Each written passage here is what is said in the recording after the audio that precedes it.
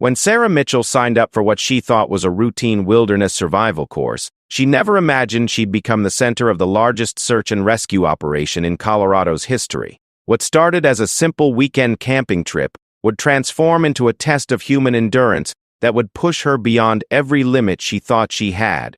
The mountains don't care about your plans.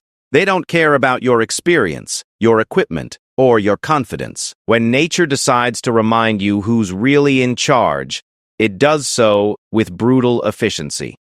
Sarah was about to learn this lesson in the most terrifying way possible. This isn't just another survival story.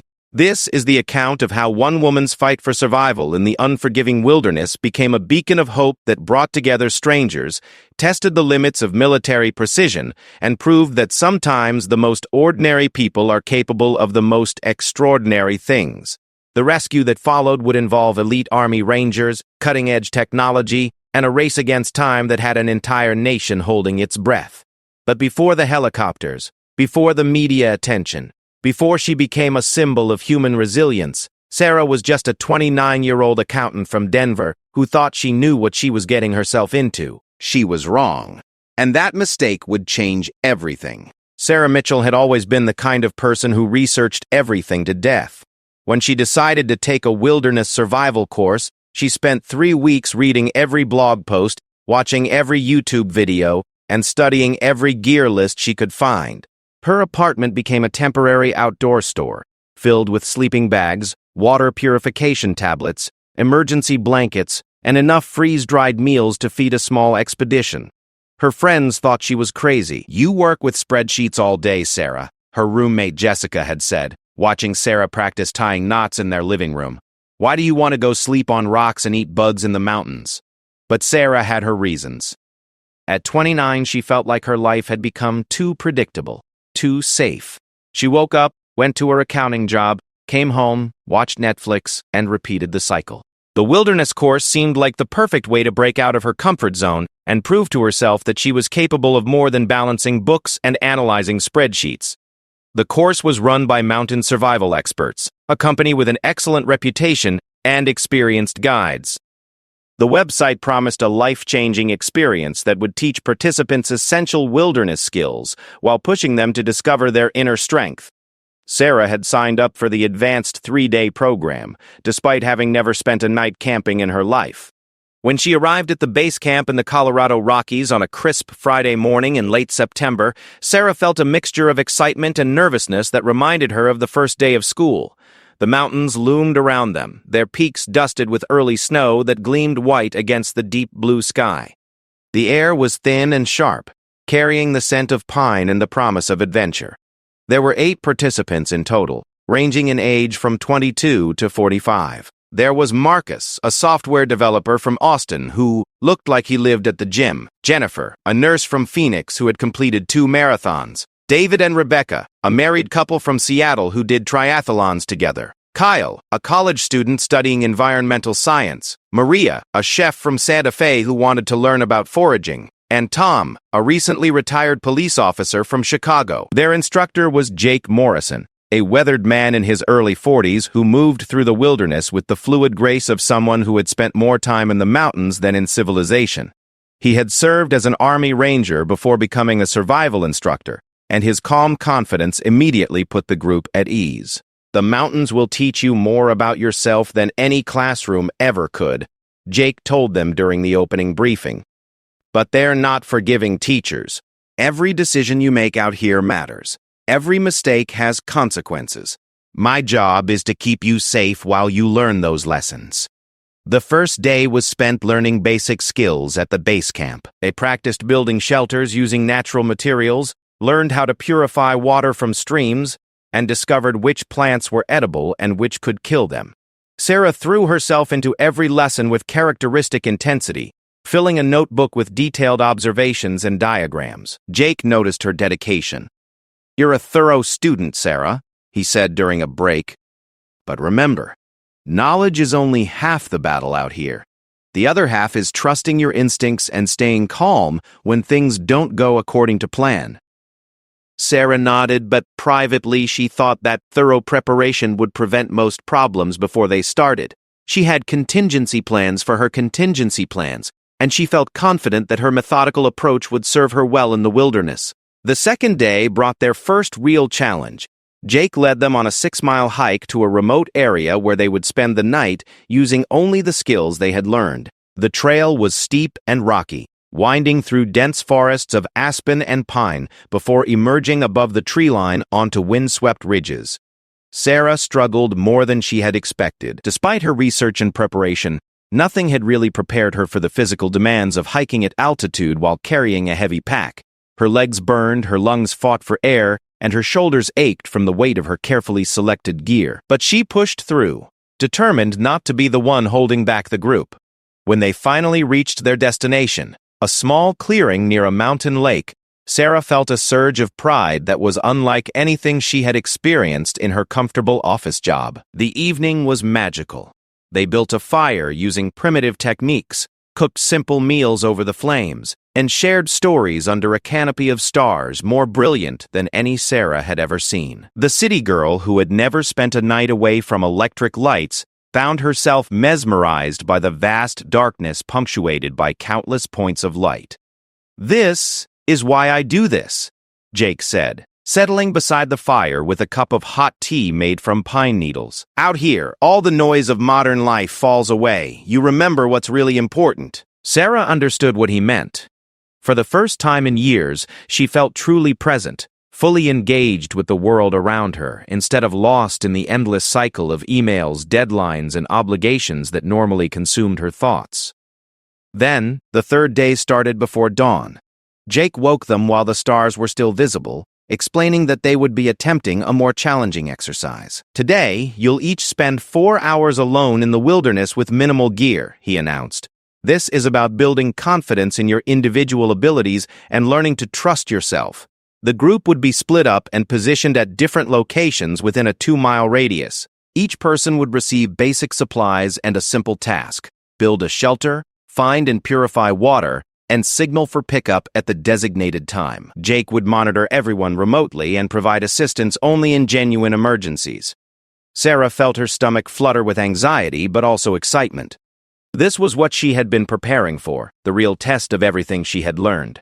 She was assigned to a location on a rocky ledge about a mile from the main camp, accessible by a narrow trail that wound through thick forest before emerging onto an exposed ridge. Jake walked her to the location personally, pointing out landmarks and escape routes. "Your pickup point is right here," he said, indicating a small clearing on the ledge. "I'll be back at exactly 2 p.m. If you need help before then, use this." He handed her an emergency whistle and a small mirror for signaling. "But I don't expect you'll need them. You're ready for this, Sarah." Alone for the first time since arriving in the mountains, Sarah felt the weight of solitude settle around her like a thick blanket. The silence was profound, broken only by the whisper of wind through the pine trees and the distant call of a hawk circling overhead. She set to work immediately, her methodical nature taking over. First, she explored her assigned area, noting sources of water, wind patterns, and potential shelter sites. There was a small stream about 50 yards down the slope, and several fallen logs that would provide good building material for a lean-to shelter. The morning passed quickly as she worked. Building the shelter was harder than it had looked during the demonstrations, and she found herself growing frustrated when branches wouldn't stay in place, or when her carefully planned design proved unstable. But gradually, through trial and error, she created a basic but functional structure that would provide protection from wind and rain. Water purification was next, and she carefully collected clear stream water in her metal cup, adding purification tablets and waiting the required time before drinking. The taste was metallic and unpleasant, but she felt proud of producing safe drinking water from a natural source. By noon, she had completed her assigned tasks and was feeling confident about the exercise. She even had time to practice some of the knot-tying techniques Jake had shown them, and to experiment with different methods of fire building using only natural materials. That's when she heard the helicopter. At first, she thought it might be part of the exercise, perhaps Jake using dramatic flair to make the pickup more interesting. But as the sound grew closer, she realized it was flying low and fast, following the valley below her position. She could see it now. A small red and white aircraft that looked like a medical helicopter rather than a tourist or training flight. The helicopter passed directly below her ledge, close enough that she could see the pilot clearly. It was moving with obvious urgency, heading toward the main camp area, where Jake and the other participants were located. Sarah felt a sudden chill that had nothing to do with the mountain air. Something was wrong. She checked her watch. It was 12:45 p.m., still more than an hour before her scheduled pickup. Jake had been very clear about the timing, emphasizing that part of the exercise was learning to manage time and be ready when help arrived. But the helicopter's presence suggested that the exercise might be over early, possibly due to an emergency. Sarah gathered her gear and hiked to the pickup point, arriving 15 minutes early. She positioned herself in clear view and waited, listening for sounds of Jake's approach through the forest. Minutes passed. The helicopter had disappeared over a ridge, its sound fading into silence. The mountains returned to their profound quiet, with only the wind in the trees and the distant trickle of the stream below. At 2 p.m. exactly, Sarah was ready and waiting. Jake was always punctual, and she expected to see him emerge from the forest trail at any moment. But 2 p.m. came and went without any sign of him. She wasn't immediately worried. Perhaps the helicopter had caused some delay, or maybe he was having difficulty with one of the other participants who might be struggling with their assigned tasks. By 2:30 p.m., Sarah's confidence began to waver. Jake had stressed the importance of precise timing, and being 30 minutes late was completely out of character for him. She tried using the emergency whistle, sending 3 sharp blasts echoing across the mountainside as they had been taught. She waited, listening intently for a response, but heard only the mocking echo of her own signal bouncing off distant rock faces. At 3 p.m., Sarah had to acknowledge that something was seriously wrong. She had been abandoned on the ledge, but she couldn't understand why. Had there been an accident? Had Jake forgotten about her location? Was this some kind of extreme version of the survival exercise, designed to test how she would handle being truly alone? The rational part of her mind, the part that created detailed spreadsheets and analyzed problems methodically, told her to stay calm and think through her options. She had emergency supplies, she knew her location, and she had demonstrated that she could build shelter and find water. If this was an extended version of the exercise, she could handle it. But another part of her, a deeper instinct that city living had never fully suppressed, was beginning to whisper warnings. The mountains were vast and unforgiving. Weather could change rapidly at this altitude. She was alone, with limited supplies, and no one except Jake knew exactly where she was. As the afternoon wore on and shadows began to lengthen across the ridge, Sarah faced a decision that would determine everything that followed. She could stay at the pickup point and continue waiting, trusting that Jake would eventually come for her, or she could leave the designated area and try to find her way back to the main camp, risking getting lost in terrain she didn't know well. The mountains watched silently as she weighed her options, indifferent to her growing fear. Soon, she would learn that her choice wouldn't matter.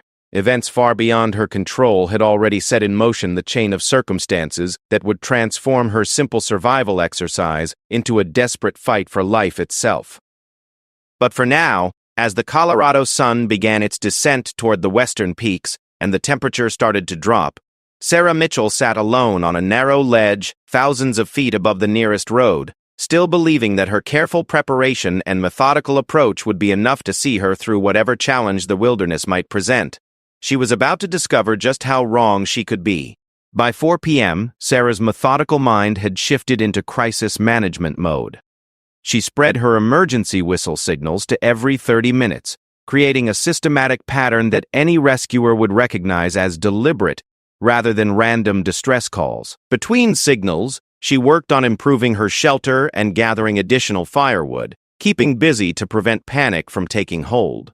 The afternoon sun cast long shadows across the mountainside, and Sarah could feel the temperature beginning to drop as evening approached. At this altitude, she knew from her research that temperatures could plummet dramatically after sunset.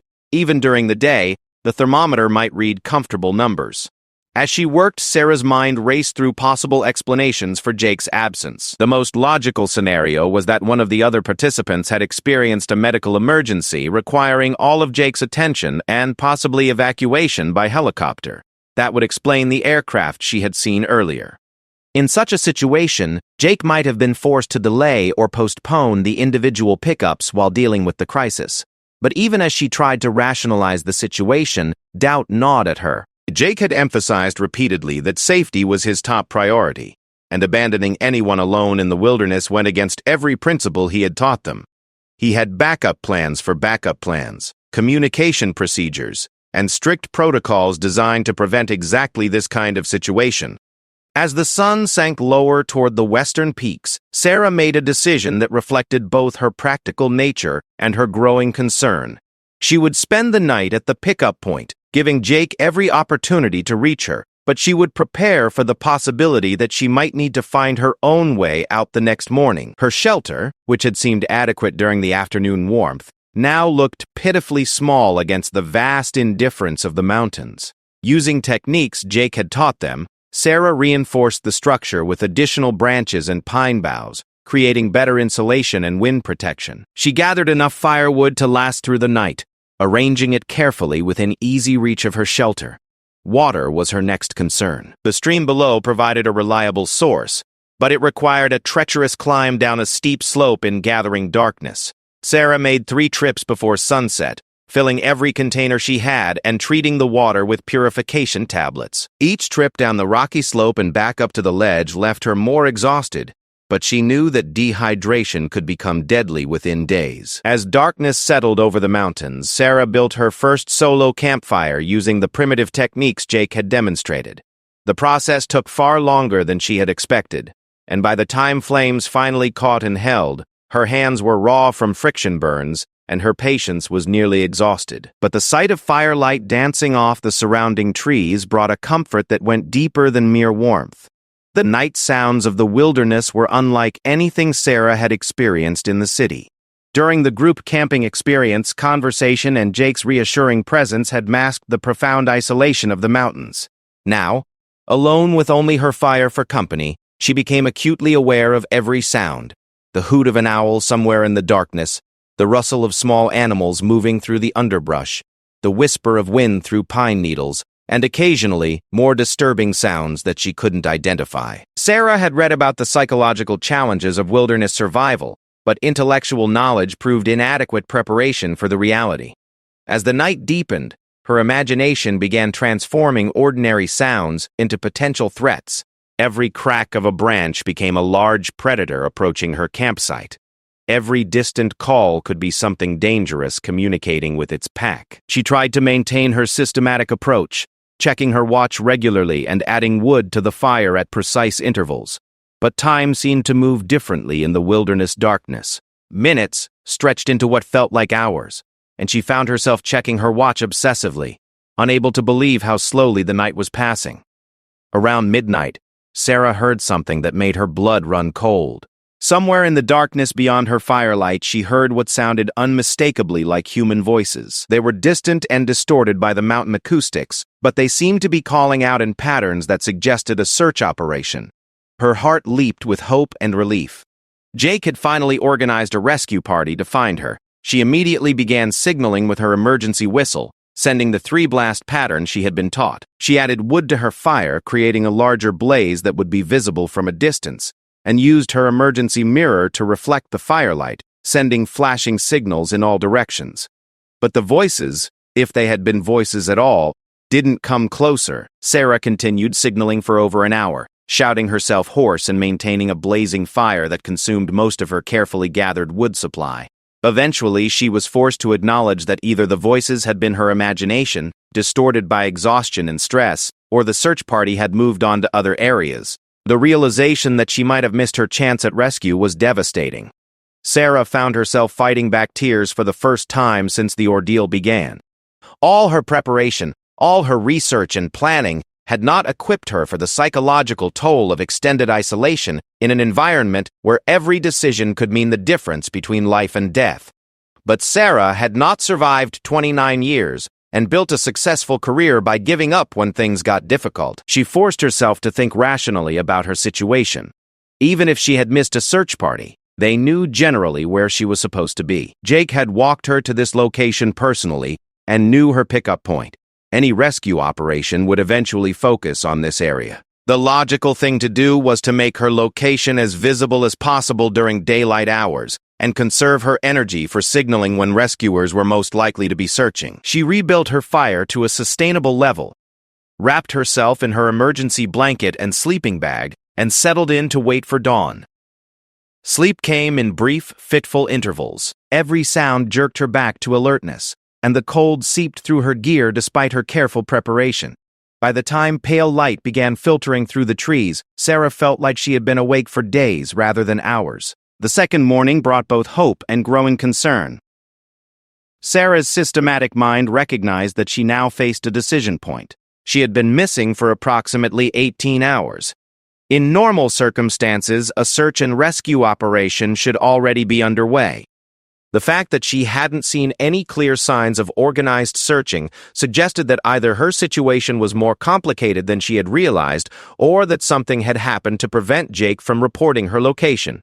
Sarah spent the early morning hours improving her signaling capabilities. She arranged rocks in a large X pattern that would be visible from aircraft, cleared brush from around her fire site to make smoke more visible, and positioned her emergency mirror where it could catch and reflect sunlight throughout the day. At precisely 9 a.m., she began a new signaling schedule, using her whistle every 15 minutes and maintaining a smoky fire that sent a visible column into the clear mountain air. Between signals, she rationed her food and water carefully, trying to calculate how long her supplies might last if rescue was delayed. The morning passed without any sign of search activity. No helicopters appeared in the crystal-clear sky. No voices echoed from the surrounding forest. The mountains maintained their vast, indifferent silence, broken only by natural sounds and Sarah's regular signaling attempts. By noon, Sarah had to face a possibility that terrified her. She might be truly on her own. Whatever had happened to Jake and the rest of the group, it was clear that no immediate rescue was coming. She needed to make a choice between continuing to wait at the pickup point or attempting to find her own way back to civilization. The hiking trail that had brought her to this location was clearly marked, and she felt confident she could follow it back to the main camp. From there, she could either find the rest of her group or continue down to the trailhead and the parking area where their vehicles were waiting. The total distance was probably less than 8 miles, well within her physical capabilities under normal circumstances. But these were not normal circumstances. Sarah was alone, carrying limited supplies and hiking in terrain where a single mistake could result in a fall, injury, or getting lost in wilderness that stretched for hundreds of square miles in every direction. Jake had emphasized repeatedly that staying put was usually the safest strategy when lost or separated from a group, yet staying put assumed that someone knew where to look for her and was actively searching. As the second day wore on, with no signs of rescue activity, that assumption seemed increasingly questionable. The afternoon brought an unexpected complication that would make her decision for her. Around 2 p.m., Sarah noticed clouds beginning to build on the western horizon. They were still distant, but they had the dark, towering appearance that she had learned to recognize as potentially dangerous weather systems. During their training, Jake had spent considerable time discussing mountain weather patterns and the speed with which conditions could deteriorate. "Weather in the mountains isn't like weather in the city," he had explained. "Systems can move in fast and hit hard. You need to be prepared for conditions to change completely within hours." Sarah checked her gear and supplies, running through mental calculations of what she would need to survive if the approaching weather system brought rain, wind, or even early snow to her exposed ledge position.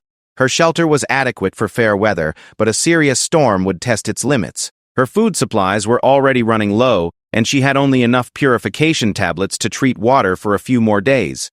As the afternoon progressed, the approaching clouds grew larger and darker, and Sarah could feel changes in air pressure that suggested a significant weather system moving in. The wind began to pick up, causing her carefully maintained fire to smoke and sputter despite her efforts to protect it. By 4 p.m., Sarah could no longer ignore the evidence of her eyes and her growing weather sense. A major storm was approaching, and she was positioned on an exposed ridge with minimal shelter and dwindling supplies. The pickup point that had seemed like salvation 24 hours earlier was becoming a trap that could prove fatal if she remained there much longer. The decision she had been avoiding all day was made for her by the simple physics of mountain weather patterns and the approaching darkness. She would have to leave the pickup point and attempt to reach safety on her own. As Sarah began gathering her gear and preparing for what would be the most dangerous journey of her life, she had no way of knowing that her situation was about to become infinitely more complicated. The weather system approaching from the west was larger and more severe than anything the region had seen in years. Within hours, it would transform the familiar hiking trails into a maze of danger that would challenge even experienced mountaineers. But perhaps most importantly, she couldn't know that her disappearance had already triggered the largest search and rescue operation in Colorado history. Even as she prepared to abandon her position, teams of elite military personnel were being mobilized to find her, bringing with them resources and expertise that would turn her survival story into something far more dramatic than either she or her rescuers could imagine. The race against time was about to begin, and Sarah Mitchell, the methodical accountant who had simply wanted to prove herself capable of more than spreadsheets and office work, was about to become the focal point of an operation that would test the limits of human skill, technology, and determination. Sarah's decision to leave the pickup point came just as the first drops of rain began to fall, carried on gusts of wind that made her fire dance and smoke unpredictably. She had perhaps 2 hours of daylight remaining, and the approaching storm clouds promised that even those hours would be darker than normal.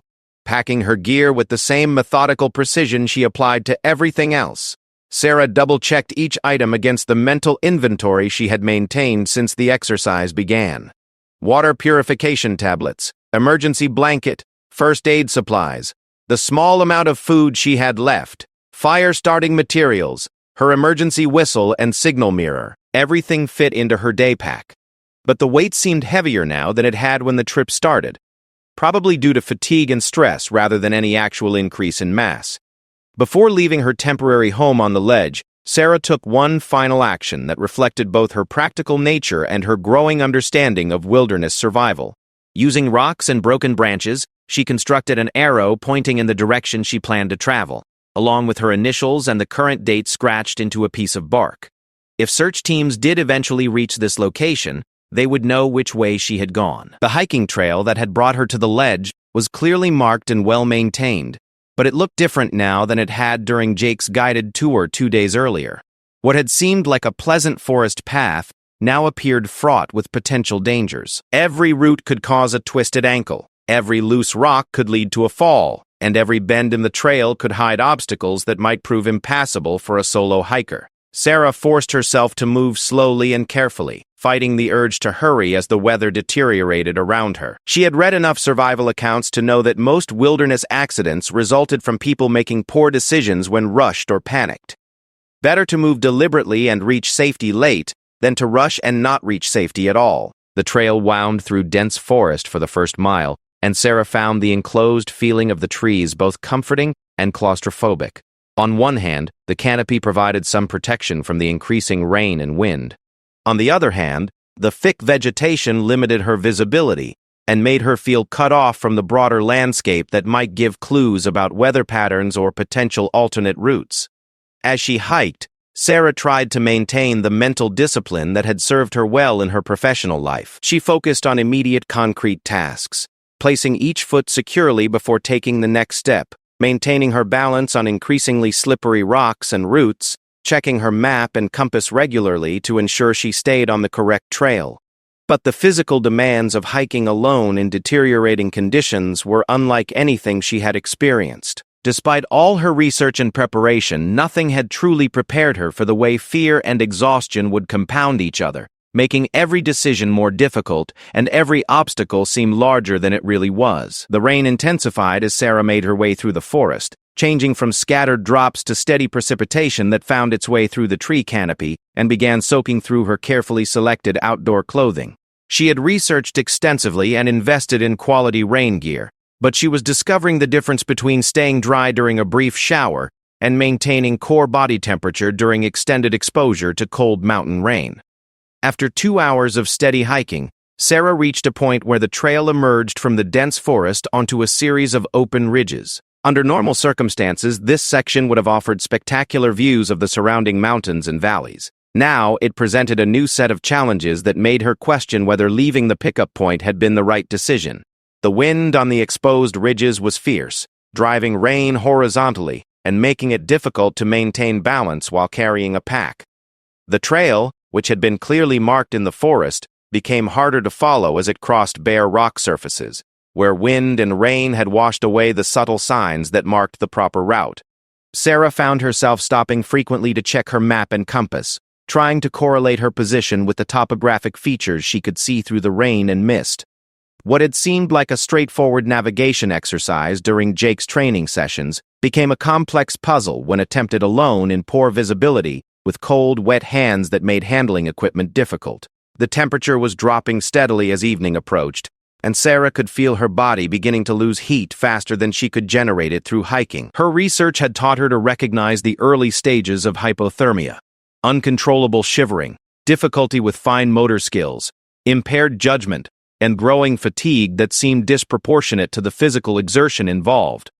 As darkness began to fall, Sarah faced another decision point that would determine her chances of survival. She could continue hiking by flashlight, hoping to reach the main camp, or at least find better shelter before the storm worsened.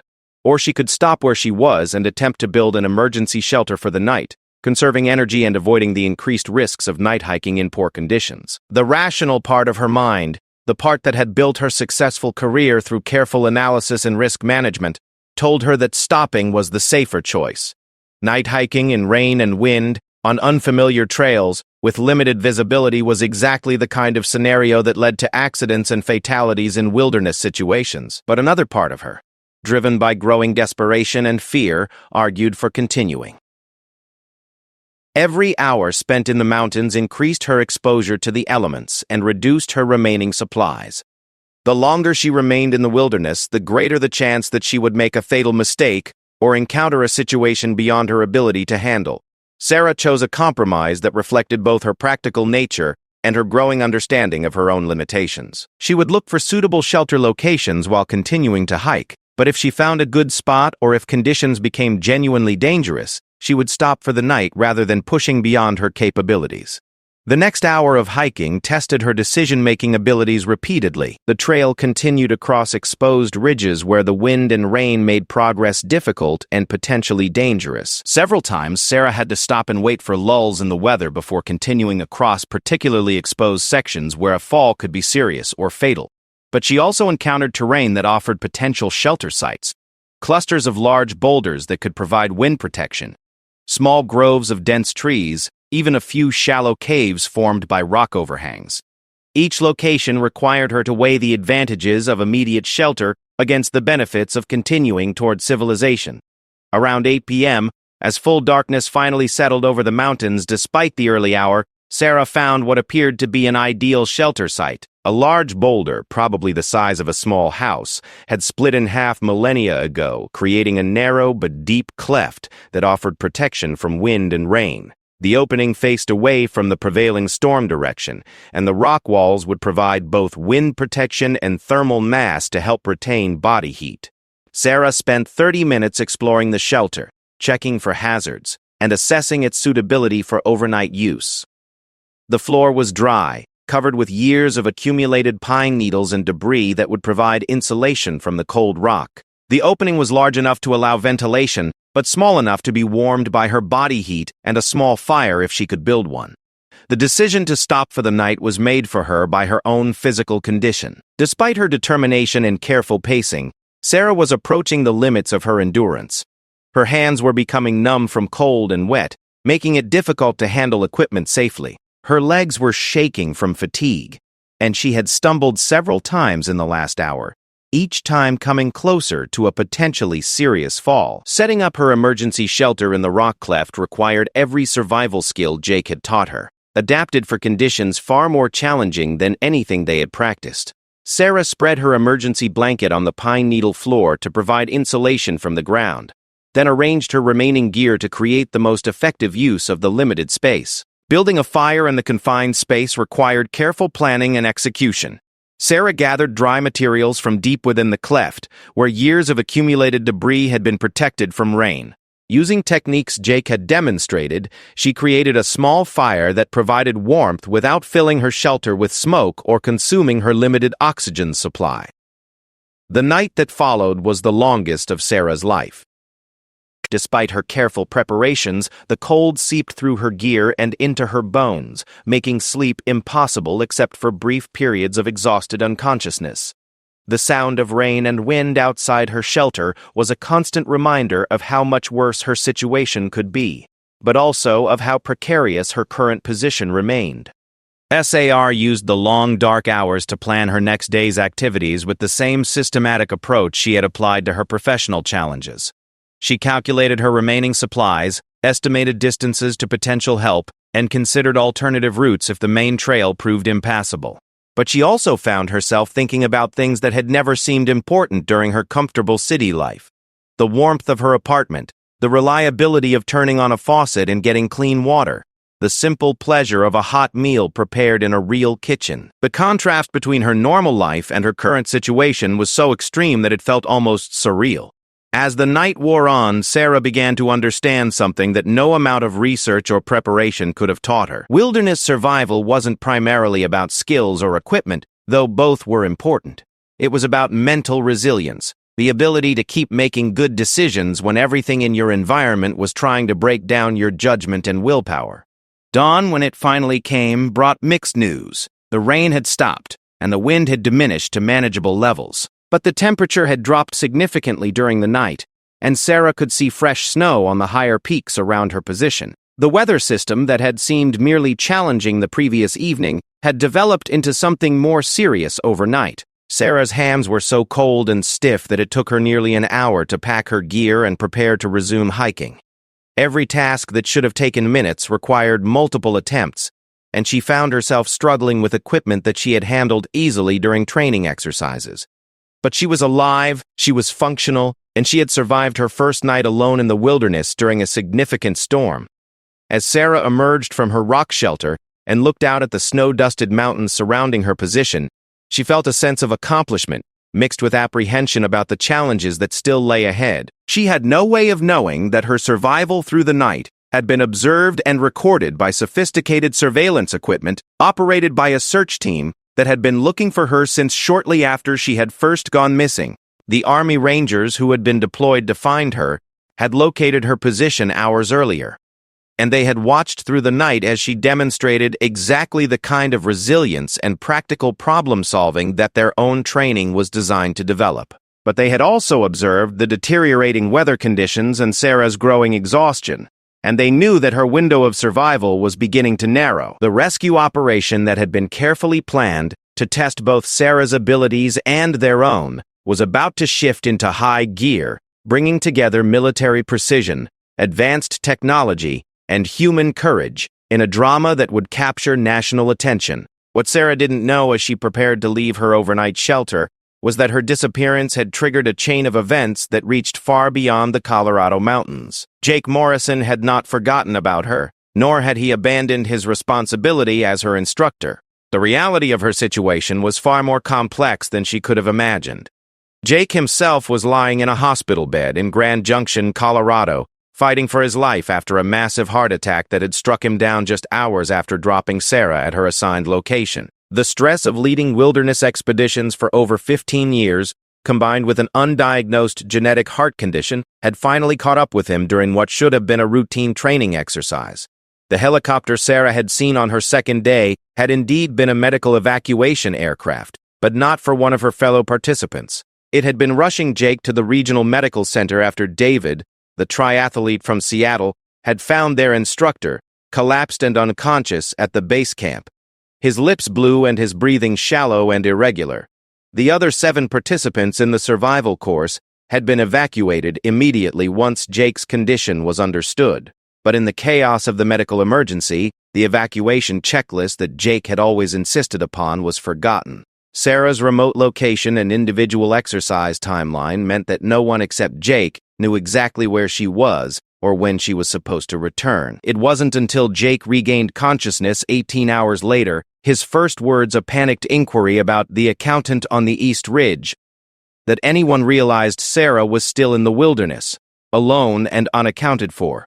The medical staff had to restrain him physically as he tried to leave his hospital bed, insisting that someone had to reach her before the weather system that was approaching the mountains. The search and rescue operation that followed Jake's revelation was unlike anything Colorado had seen in recent memory. Within 2 hours of learning about Sarah's situation, teams from 3 different agencies were mobilizing resources for what everyone understood would be a race against time and weather. But this rescue operation had an unusual complication that would transform it from a routine search and rescue into something far more significant. Colonel Patricia Hayes, commanding officer of the 75th Ranger Regiment's Mountain Warfare Training Unit, happened to be conducting exercises in the same general area when the call for assistance went out.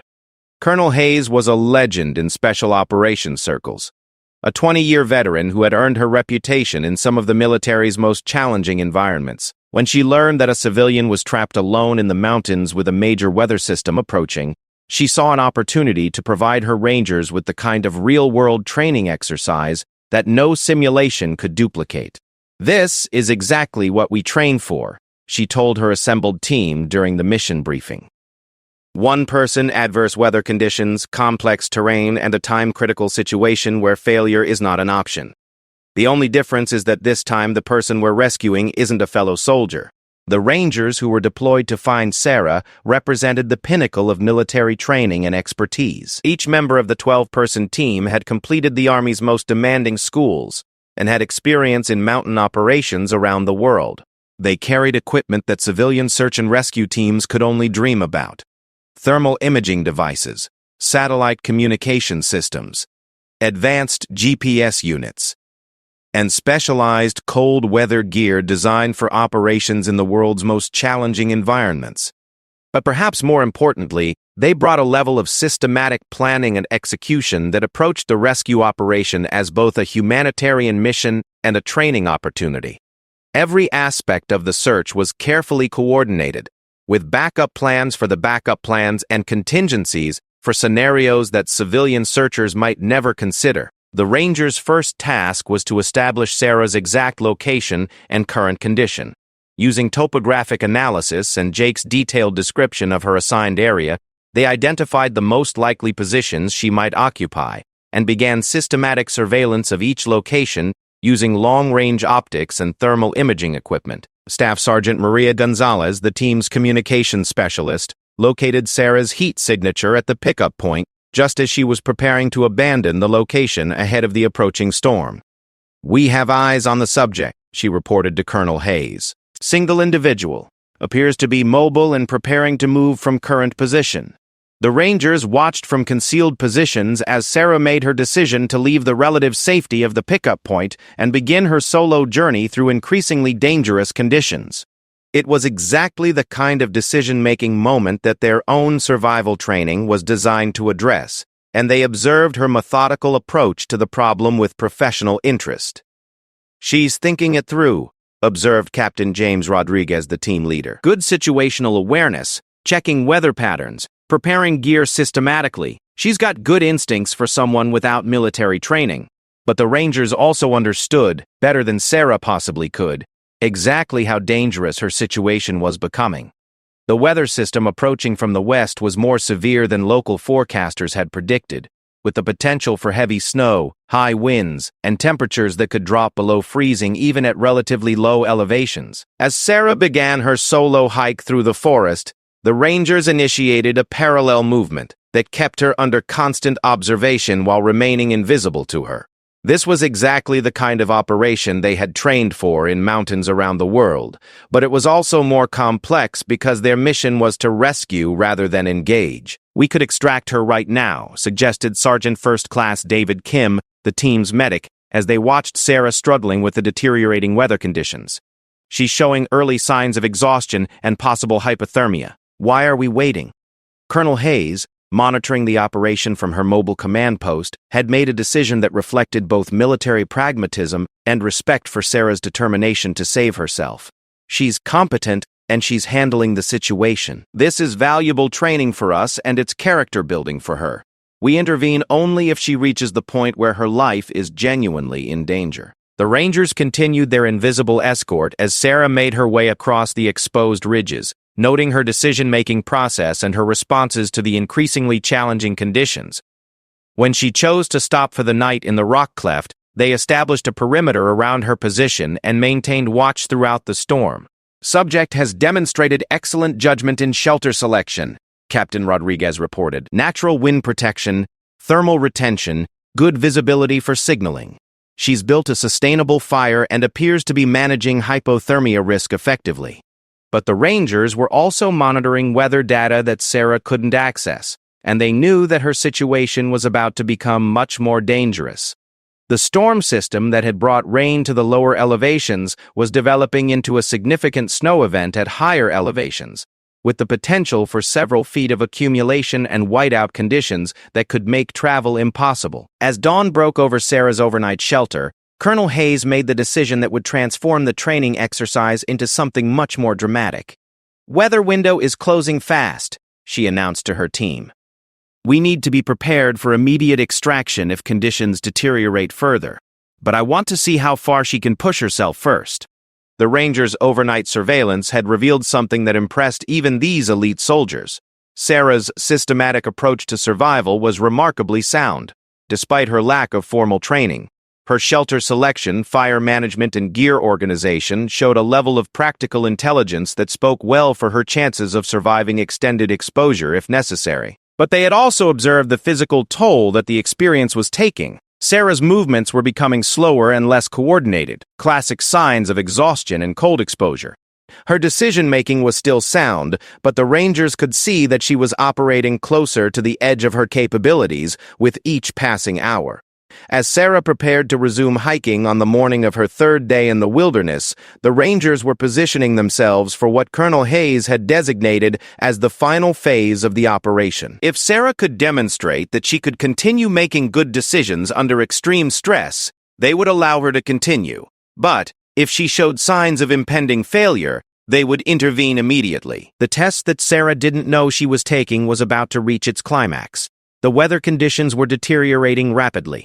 Her physical reserves were approaching exhaustion, and the margin for error was shrinking with each hour. But she had also demonstrated a level of resilience and practical problem-solving that had impressed professional soldiers who made their living in dangerous situations. What happened next would depend entirely on Sarah's ability to maintain her systematic approach to survival, as conditions pushed her toward the absolute limits of human endurance. The Rangers were ready to save her life if necessary, but they were also prepared to watch her save herself if she proved capable of doing so. The mountains, indifferent to human plans and military precision alike, were about to deliver their final test of both Sarah's determination and the Rangers' expertise. The outcome would depend on split-second decisions, years of training, and the kind of courage that emerges only when everything is on the line. As Sarah stepped out of her shelter into a world transformed by overnight snowfall, she had no idea that her every move was being observed by some of the most capable rescuers on Earth. She was about to face the greatest challenge of her life, with resources and backup that she couldn't imagine, in a drama that would test the limits of human capability and military precision. The final act of her survival story was about to begin. Sarah stepped out of her rock shelter into a world she barely recognized. Overnight, the mountains had been transformed by several inches of heavy, wet snow that clung to every surface and obscured familiar landmarks. The temperature had dropped significantly, and her breath formed white clouds in the thin mountain air. Every step left a clear print in the snow, creating a trail that would be visible for days, but also revealing just how much the conditions had deteriorated. The systematic approach that had served her well over the past 2 days now became even more critical. Sarah forced herself to stand still for several minutes despite the cold, and carefully assess her situation with the same methodical precision she would apply to a complex spreadsheet analysis. Her physical condition was a growing concern. She was exhausted from 2 nights of minimal sleep, her food supplies were nearly gone, and she could feel her body struggling to maintain core temperature despite her careful attention to clothing layers and heat conservation. Her hands were becoming increasingly numb, making it difficult to handle equipment, and her legs felt unsteady on the snow-covered rocks. The weather conditions presented a new set of challenges that her research and training had only touched upon. The snow made the already difficult trail treacherous, hiding obstacles and creating slippery surfaces where a fall could result in serious injury. Visibility was limited by low-hanging clouds that obscured distant landmarks she had been using for navigation.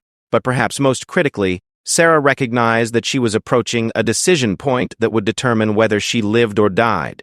She could attempt to continue hiking toward the main camp, covering perhaps 4 more miles through increasingly dangerous terrain.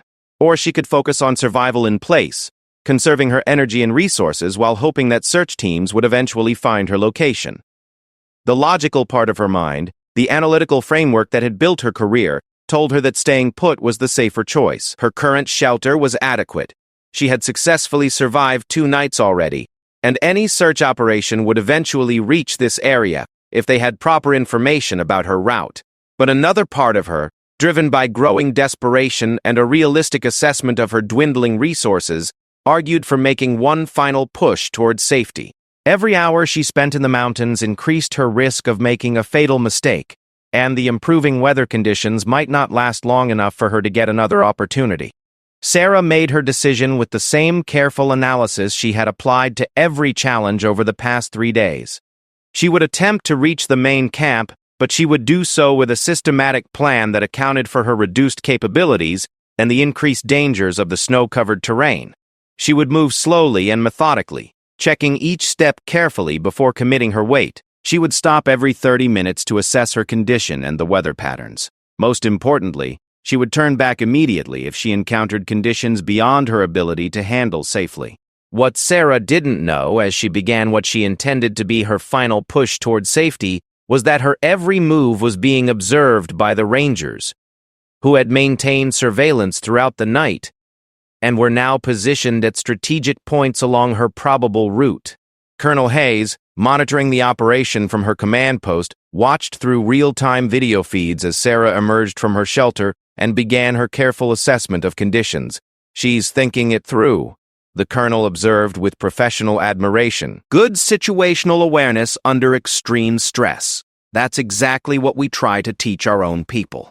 The Rangers had spent the night preparing for multiple scenarios depending on Sarah's decisions and the weather conditions. They had identified extraction points along her route, where helicopter rescue would be possible, established supply caches that could sustain Sarah if she needed to shelter in place for extended periods, and positioned team members who could provide immediate assistance if her condition deteriorated to life-threatening levels. But Colonel Hayes had also made a decision that reflected both military discipline and respect for human courage. "She's earned the right to try," she told her team. "We intervene only if she's about to make a fatal mistake or if her condition becomes genuinely critical. Otherwise, we let her save herself." As Sarah began her careful progress through the snow-covered forest, the Rangers initiated a complex operation that kept her under constant protection while remaining invisible. Sergeant First Class Kim, the team medic, shadowed her movements from a distance of less than 50 meters, ready to provide immediate assistance if she fell or showed signs of medical emergency.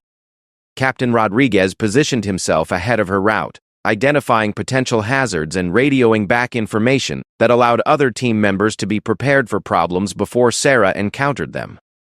Staff Sergeant Gonzalez maintained communication links that could bring helicopter support within minutes if extraction became necessary. Sarah's progress was slower than she had hoped, but steadier than the Rangers had expected given her condition and the challenging terrain. She demonstrated the systematic approach that had impressed her military observers, checking each step carefully, using her hiking poles effectively for balance, and stopping regularly to assess her condition and the route ahead.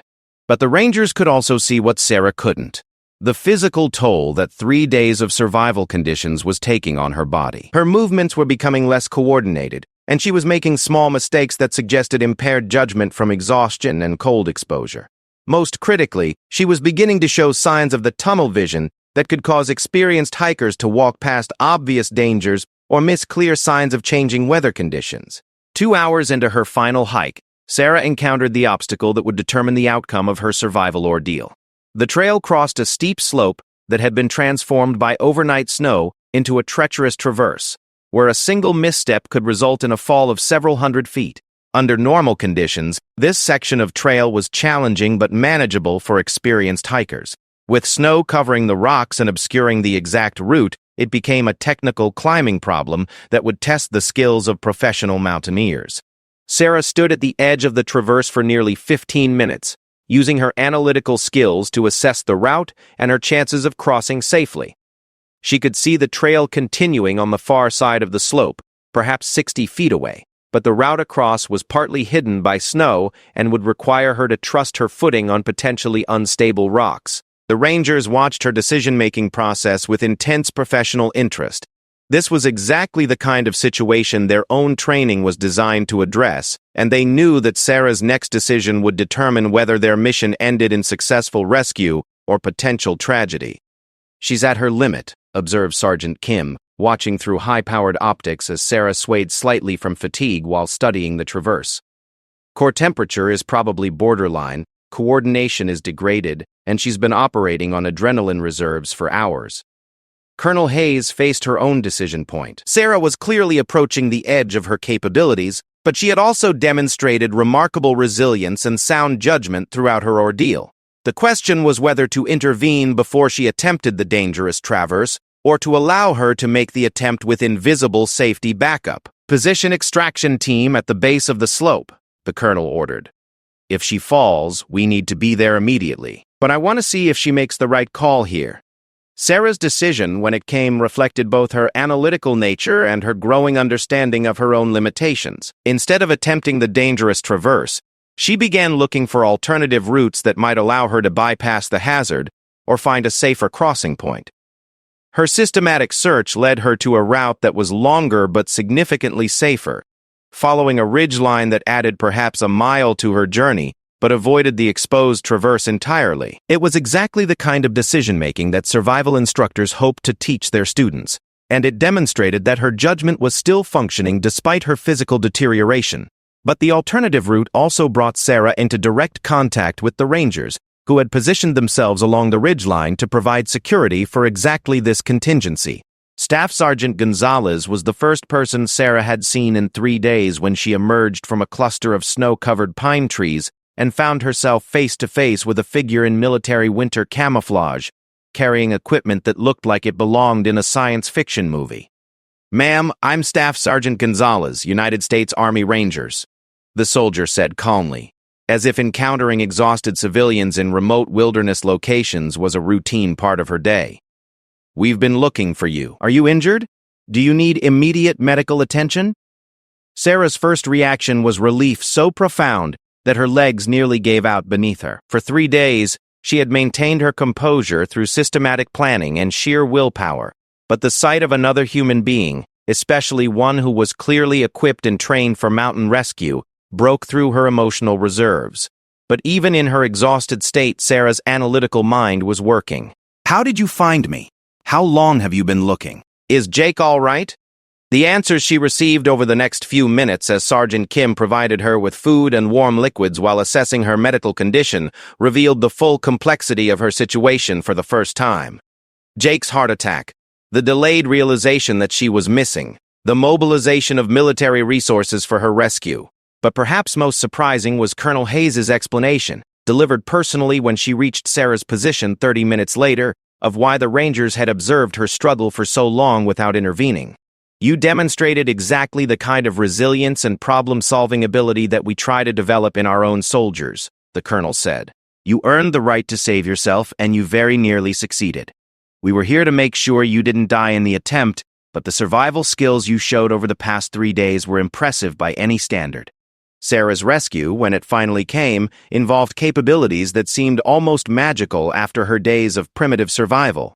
Helicopter extraction from a landing zone that the Rangers had prepared in advance, medical evaluation using portable equipment that could perform tests she associated with hospital emergency rooms, and communication systems that had kept her family informed of her condition even while she was unaware that anyone was looking for her. But perhaps more meaningful to Sarah was the recognition from professional soldiers that her systematic approach to survival had been sound, and that her decision-making under extreme stress had met military standards for performance under pressure. The story that emerged over the following weeks, as Sarah recovered from her ordeal and the Rangers debriefed their unusual training exercise, captured national attention as an example of both human resilience and military excellence. Eris Arestio's methodical approach to survival, combined with the Rangers' sophisticated rescue operation, became a case study used in survival schools and military training programs. But for Sarah herself, the most important outcome was the knowledge that she had found capabilities within herself that she had never suspected. The accountant who had signed up for a wilderness course to prove she was capable of more than spreadsheets had discovered reserves of strength and resourcefulness that would influence every decision she made for the rest of her life. Jake Morrison, recovering slowly from his heart attack, would later tell reporters that Sarah's survival was a testament to the effectiveness of proper training combined with individual determination. She took everything we taught her and applied it under conditions far more challenging than anything we had planned, he said. That's what real survival skills are all about.